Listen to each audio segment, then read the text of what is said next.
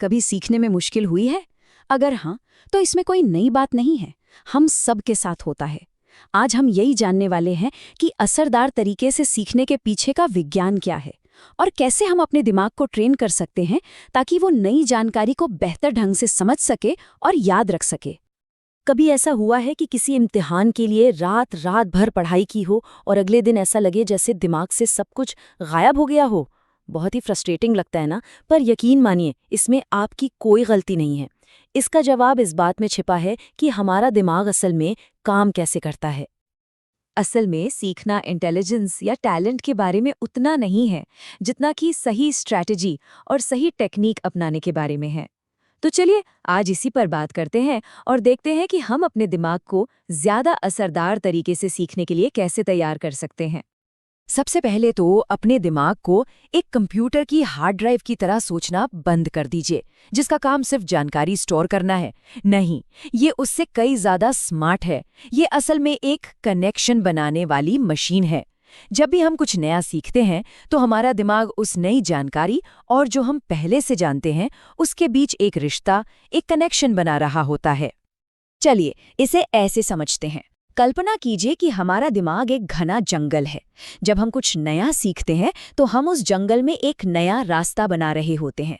पहली बार जब हम उस रास्ते पर चलते हैं तो वो कच्चा और ऊबड़-खाबड़ होता है, लेकिन जितनी ज्यादा बार हम उस रास्ते पर चलेंगे वो उतना ही साफ, चौड़ा और तेज होता जाएगा।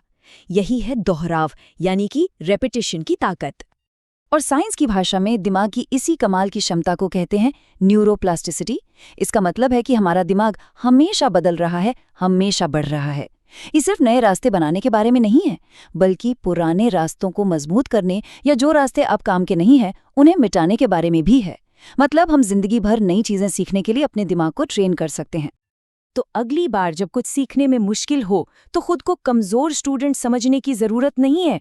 ये कभी भी काबिलियत की कमी नहीं है, बस दिमाग को सही तरीके से ट्रेन करने की जरूरत है, इतना ही।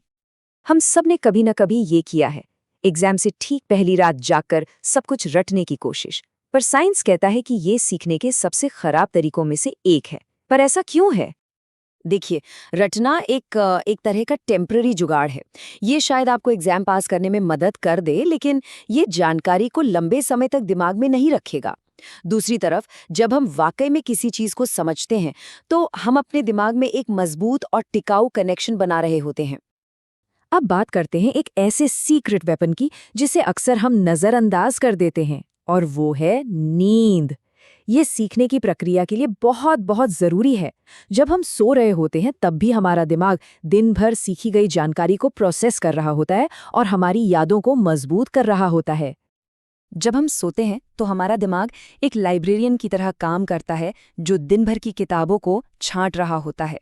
वो जरूरी किताबों को सही जगह पर रखता है और उन किताबों से छुटकारा पा लेता है जिनकी अब जरूरत नहीं है। तो पूरी रात जागना मतलब इस लाइब्रेरियन के काम में रुकावट डालने जैसा है। तो ज्यादा असरदार तरीके से सीखने के लिए क्या किया जा सकता है? ये 4 टिप्स अपना सकते हैं।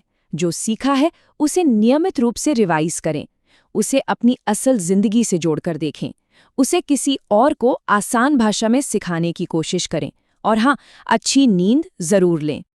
कहते हैं ना, अगर आप किसी चीज को एक छोटे बच्चे को नहीं समझा सकते तो इसका मतलब है कि आप उसे खुद भी ठीक से नहीं समझे हैं। किसी और को कुछ सिखाना अपने ज्ञान को परखने का सबसे अच्छा तरीका है। यही असली समझ की पहचान है।